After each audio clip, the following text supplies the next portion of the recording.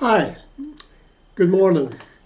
As I've stated often before, I'm a lifetime Herald reader since its days as the Glasgow Herald, and I'm a subscriber. And that's something that sometimes baffles my friends in the Yes movement and baffles my friends outside of the Yes movement. Let me be clear, I regard the Herald as a unionist paper. Now, I don't think the Herald would be prepared to acknowledge that or admit to it or or agree with it, use any terms you like.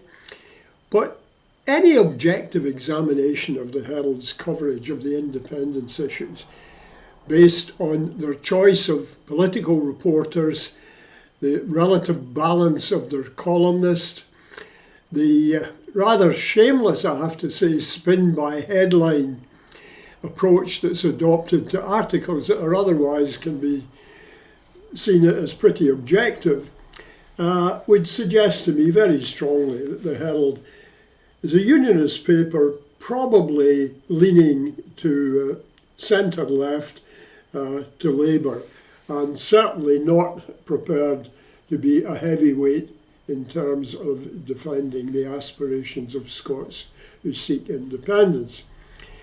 But the themes they have pursued recently are echoed throughout the unionist press and the rather baffled UK press that occasionally takes note of Scotland but consistently fails totally to understand its politics. And these themes are: how long can Nicola Sturgeon and the SNP last? Why do Scots keep voting for this movement that wants to rip apart the most wonderful empire and union that the world has ever seen, which has shed benevolence across the globe, regardless of race, colour, creed, etc., etc., the broad shoulders of the union? I should sum it up, and all that bollocks. And so that's the one, the bafflement. How can they do this? The next point is, well, what can be done? What must be done? My God, the union is threatened. What must be done to protect it? And that ranges from a series of nostrums addressed to the Labour Party, addressed to the Conservative Party. It has included, over the years, I'm not talking about the Herald specifically here, the exaltation of Nigel Farage as the great hope for the country. Well, we know where that led. And thinking that Donald Trump might actually not be a bad president for the United States, and he certainly won't support Scottish independence. The Pope, where practicable, has been roped into service but has shown a reluctance to be so used. So they've thrown everything but the kitchen sink at it.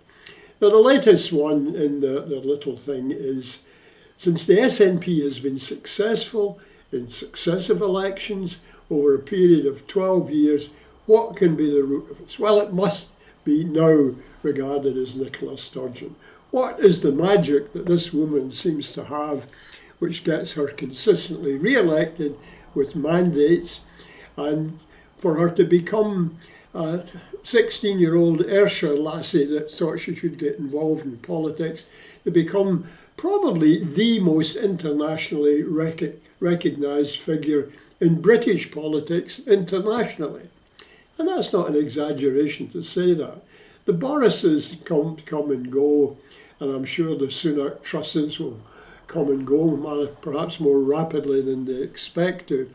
But Nicola has been there enduring. So what can we do? Well, she must be planning to leave.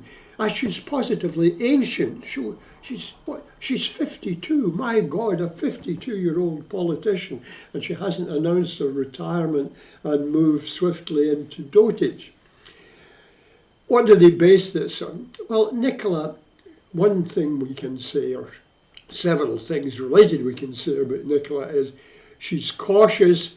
She's not given to long-term prognostications.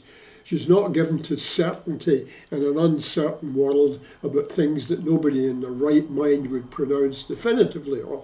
And when she's asked if she will lead the party at the next election, she expresses suitable confidence that she wants to lead it and can lead it, but recognising that a week is a long time in politics, and certainly the years till the next election is a much longer time in politics. This in a world that is volatile beyond anybody's experience, and mine. I mean, I'm entering my 9th decade of awareness of politics, and the idea that you can predict anything that's going to happen next week, whether it's COVID variants, the return of polio, global warming, nuclear threats from China, nuclear threats from the situation in Ukraine. Anybody who predicted the certainty of them being there as a politician would be mad. Now, Tom Gordon, many nationalists think Tom Gordon is a bit of a bête noire. I don't. I think he's an intelligent journalist. He's a diligent journalist. I think he deals primarily in facts. But I also think he very definitely supports a unionist position. Or can I put it this way? All his journalism would suggest that to me. If I've misjudged you, Tom, if all this time you've been a closet independista, I do apologise deeply. Now, one thing Tom doesn't do, and I don't think any other journalist, certainly in the Herald, does, is write their own headlines. God knows who does write the headlines, but the headlines often don't properly reflect the tone and content of the article that lies beneath them. So there's one in the Herald today, Thursday, August the 11th. Sturgeon hints she might not be leader at next Holyrood election.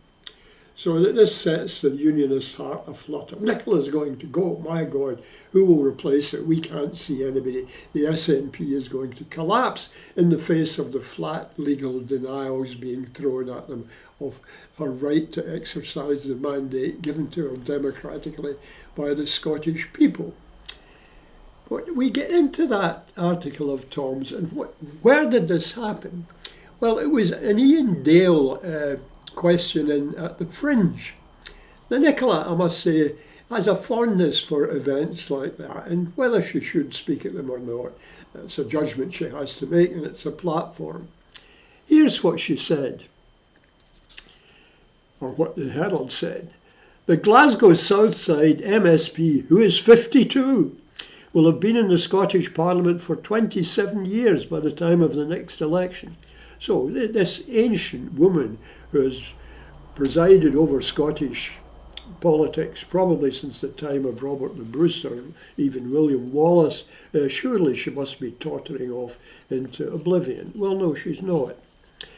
Asked about her future and staying in touch with ordinary voter concerns after so long in office, the SNP leader said, "Who in this room can say with 100% certainty what we'll be doing 4 years from now? The default position is, of course, I'll fight the next election, but I will make a judgment on that nearer the time." You can't come up with a more sensible, cautious statement than that. It's certainly not a hint that she will not be leader at the next Holyrood election. She goes on to say, it's wishful thinking now on their part. I've been First Minister now for almost 8 years, and in those 8 years I've fought and won as leader of my party 8 elections.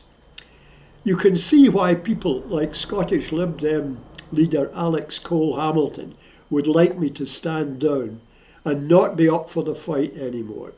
But I'm up for the challenge. I believed in Scottish independence for my whole adult life. I've campaigned for it my whole adult life. It's not about separation. It's not because I think Scotland is better than any other country. It's about self-government. It's about being in charge of our own destiny. Now, Tom Gordon, in fairness to him, has repeated what she said faithfully. And what do these mysterious beings, the Herald headline writers, say in their gut reaction to everything they hear and have to pronounce on? Spin the headline. So the headline above all that is, Sturgeon hints she might not be leader at the next Holyrood election. Herald, Bollox. As the Ninth Legion said, Bollox. Have a nice day.